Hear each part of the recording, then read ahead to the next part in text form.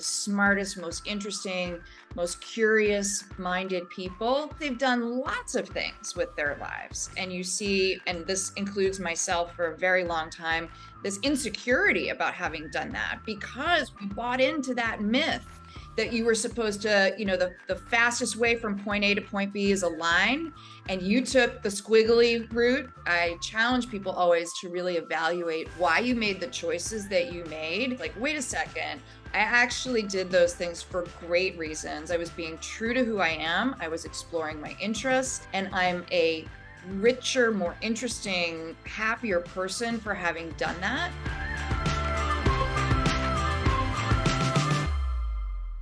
Hey guys, welcome to episode number 142 of the Game On Girlfriend podcast. You know that thing called a career? You've probably heard about that, right? It's supposed to be the straight line where you like climb the ladder and you do the things and you get promoted. And then maybe if you're good enough or you send enough emails or you follow the rules, maybe one day you get promoted again. We all know that's out the window, right? But what do we do about that? Right? So it's like, oh my gosh, what if you like working in corporate? There are so many people that do, or even if you own your own business and you're kind of zigging and zagging, which is something my guest says a lot today. I love that. But this idea that you're sort of like going back and forth a little bit while you're figuring things out. If that's how you're feeling, you are going to love today's episode. Today, my guest is Susan Hamilton Meier, and she is a business coach and she's a strategy branding expert. She spent 20 years as a Fortune 500 strategist. So amazing. She's clearly so smart and so accessible and so personable. And I really hope you listen to what she talks about when it comes to branding, right? Because you are your own brand too, whether you are staying in corporate or you have your own business. This is something that you need to know how to do. Right, is really understand what your brand is and knowing and understanding that while colors and logos, we love them. And while they play a part, it's not your whole brand, right? And Susan and I really kind of dive in on that and sort of understand a little bit more about what's at work when we talk about branding. The other thing I hope you listen for, especially as a woman, is this idea that you can only do your career or your business in one way. Now, that has started to become clearly blatantly false, but we talk about why we think that is. And we both kind of had like breakthrough moments, like in the middle of the podcast. I was like, wait a minute, do you think that happens because of this? And she goes, yeah. And you know what else I never thought of? And we really had this exploratory conversation about why we feel guilty about wanting to zig and zag as women, why we feel nervous about changing or exploring new things or sharing the artistic or creative sides of ourselves with the world. And what I hope you take from today's episode is that you are inspired by your own creativity, that you really give yourself permission to make mistakes and to explore. And I know that's become cliche. I know there's like memes out there about that. And I don't love that, because actually allowing yourself to explore and make mistakes is scary. And I want you to know you got two women, you got Susan and me right now who are by your side telling you it's going to be okay. And I hope that message actually sinks into your bones. All right. So without further ado, let's get to it. Susan, welcome to the Game On Girlfriend podcast. I'm really looking forward to our conversation today. Hi, Sarah. Thank you so much for having me. I am too. Can you just sort of fill in our listeners and watchers on how you came to do what you do? Because it's pretty cool. I coach women about career transitions, essentially, but I came to that work and I do that work through the lens of brand strategy, because that has been my career for the last 25 or so years, helping big corporate brands essentially write their stories, figure out how to position themselves in the marketplace. And a few years back, kind of just organically on a one-off basis, I would have friends or friends of friends come to me and say, can you help me do that with my, brand, right? So-called personal brand. So I did a few of those here and there. And then I started getting more requests and I really enjoy the work. And it really does leverage all the same tools that I've used over the years and this kind of toolkit that I've built to help companies think about how to innovate, how to think about their own transformation of that brand or do new things with an existing brand relevant for us, right? As we think about what do I do next in my career. Also the storytelling tools around how do I tell an exciting story about what this product really does in a way that's succinct, exciting, engaging, memorable? Again, relevant for us, right? We have to introduce ourselves at that, event, or we have to write our blurb on social media, and we only have so many words or so many seconds to do that. And it's got to be kind of captivating, a little unique, leave a little to the imagination. Anyway, fast forward, 4 years, this is most of the work that I do is with individuals, mostly with women. I absolutely love it. I feel like I'm helping people, reinvent their careers and their lives. I love it. I love it. I feel like right now it's truly critical just sort of watching and observing what's happening. I feel like so many people are in transition right now. It's just this, why are we here? What am I doing? What's my role? How do I fit? And that seems to kind of be carrying through all sorts of industries. And like you said, different career paths. Are you finding that as well? Yes, and there's a lot of data actually about that. And I think maybe you've read the term great resignation or great Yeah. reassessment. Mhm. Of course, at the beginning of the pandemic, there was this huge drop in employment for Right. a variety of reasons. And then I think that just opened people's minds to like, well, wait a second, what Mhm. I can do anything next, right? Yeah. And then this kind of shift to working at home and, now potentially still working at home or hybrid. Well, hang on, it's pretty nice to be able to work from anywhere. So maybe I'm going to reassess not just what I do for work, but where I work, how I work. And it was, I think, a very empowering moment for people to realize that they did have choices. They didn't have to sort of stay on autopilot in the same thing they were always doing. God, I think I look back just now as you were talking, I was thinking about, wow, what a weird conversation we used to have. Used to have. It's been like 18 months. I'm like, way back when. In the But before 18 months time. ago or even 2 years ago, like, oh, but where's your job? Can you move? Like that sort of, and I feel like that question's kind of gone now, So many more honestly. choices. Yes. Mhm, so cool. So I know for you, you have like, there's like some myths about true happiness, right? And true success, like what that is. And you feel like we should ignore those myths. Can you talk to us about that a little bit? This idea that a lot of us grew up with, that your career was supposed to be this sort of straight line, really a ladder that you were supposed to climb. And that goes back to that kind of corporate ladder and this idea that, if you were good enough to snag one of those corporate jobs, you should hang on to it and stay there and work your way up and get promoted to VP and then get promoted. That was kind of the holy grail. I think that is the biggest myth out there. The people who I encounter who have had the most exciting and successful careers, who are kind of the smartest, most interesting, most curious minded people, of course, they've done lots of things with their lives. And sometimes they realize the value in that. And sometimes, especially like when I'm working with people, you peel back the onion a couple later layers and you see, and this includes myself for a very long time, this insecurity about having done that because we bought into that myth that you were supposed to, the fastest way from point A to point B is a line, and you took the squiggly route and you go, wait, did I not get far enough fast enough? What about that friend of mine who's still in the same job they were in since college, and they're now, the C-suite executive, earns a gajillion dollars. Like, I didn't do that, Yeah. And so I think that it's really important to reflect on why you did what you did, Mm, because I guarantee you there are good reasons why you did what you did. You didn't just drop the ball and mess up, right? You chose those things intentionally. So I challenge people always to really evaluate why you made the choices that you made. And 10 times out of 10, that results in a real sense of integrity about those choices. Like, wait a second, I actually did those things for great reasons because I was being true to who I am. I was exploring my interests and my passions, and I'm a richer, more interesting, happier person for having done that. That's the big one that I think needs just debunking. I love that you are supporting people and giving them permission to be like, listen, it's going to look like a zigzag. Like it's not the 1950s and you don't do your little corporate, like it's not Mad Men anymore. Like that's kind of blown up. So let's do this in a way that works. I think that's very cool. And the other one for me, which I know a lot of people share, I talk to people about this all the time, is having this creative life, which is essentially like a child, right? Like you have this thing inside of you that you have to give birth to, and everybody's thing is different. I paint, I make jewelry, but I need to make stuff. And it's So just cool. something I can't not do. And I need space, like time space to do that.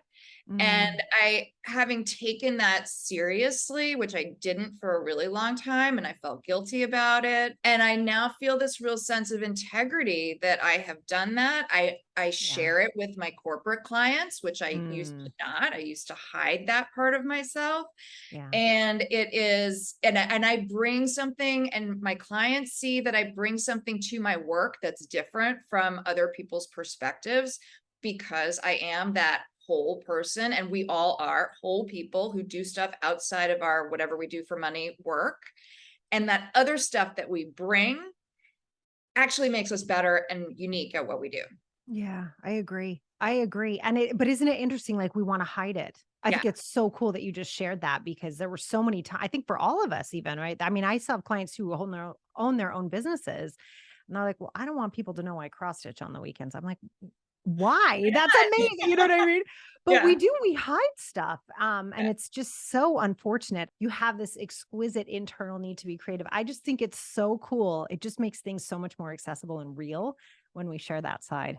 You know, no one is immune to this, and it's the struggle is real. But I'm wondering, thinking of why we women feel guilty about all of our creative pursuits outside of the career. I'm wondering if that's because the idea of the career was designed by men, where you do one thing. That is such an interesting insight. I've never thought about that before, but I think you're spot on. And I don't know about you and your corporate career, but most of my colleagues, and certainly most of my senior, people who would have been evaluating me or advising me, were male. And if you are a person who can't multitask, and you see somebody who's multitasking, your perception of them is that they're not paying attention.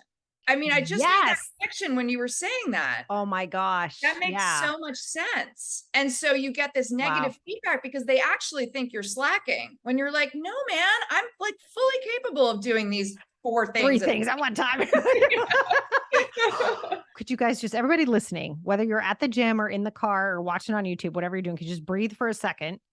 Dude, it's totally cool that you like more than one thing. Just let that go in. Just absolutely own that, whether it's screenwriting, stand-up comedy. I love that so much. Writing, singing, website building. I mean, the list goes on. And let's be honest, I think also, as well as really creative business solutions, are usually win, right? The ones that aren't following the line, right? The ones that come out of a zigzag. People, zigzag is good. Innovation comes from mistakes, and mistakes come from experiments. Like mistakes are good. So I have like these 3 things that I always say are like the big benefits of zigzagging. There's probably 100 more, but the 3 kind of big buckets I think of is that you have more skills, right? Because you've done more stuff, you've had more experience, you've just accumulated more skills. You have more friends. And by friends, I mean, friends writ large. Like your tribe is bigger, your network is bigger, because you're not just in your one little bubble. And then the third thing is, to your point, more ideas, right? You're more innovative, because you've seen innovation comes from mistakes, but also from this kind of cross-pollination of like one sphere and another. And if you've only ever been in your little world, you're not going to be as innovative. And this is played, I mean, there's tons of research about that in settings, and in scientific settings, about the more innovative organizations are ones who have people who are generalists, not specialists. I know you were really an expert at helping people find like their zone of genius, but you also say it's really important for people to listen to feedback when they're sort of discovering and diving in. Can you talk about that for a little bit? Yes. So I started building that into my process with people because it's such a big part of what companies do, right? With like any sophisticated marketer of a consumer brand, let's say, they're going to do focus groups. They're going to do one-on-ones. They're going to do ethnographies where they like follow people around while they walk their dog because they want to make a better dog biscuit, right? Like they do so much deep, intensive research to understand the lives and the behaviors and attitudes and beliefs of the people who they make their product for. And we should do the same. Yep. I mean, in a very small, inexpensive, free way, just ask for a testimonial, right? Or like send a few people an email and ask them to use 3 adjectives to describe you. So it came from that place. But what ended up happening, what I saw happening, see happening every time people do this exercise, is this amazing confidence boost. First, this kind of block that people experience. And I still have to really force myself to go ask for that feedback and those testimonials. We don't like to ask for help, right? Like most of us. And so there's this sense of like, particularly if you're asking somebody who's kind of senior, who is either your boss or your client, and you're like, oh, this is a busy person. They're not going to have time to write back to me. I haven't talked to them in a few years, right? So so first of all, acknowledging that you have that block.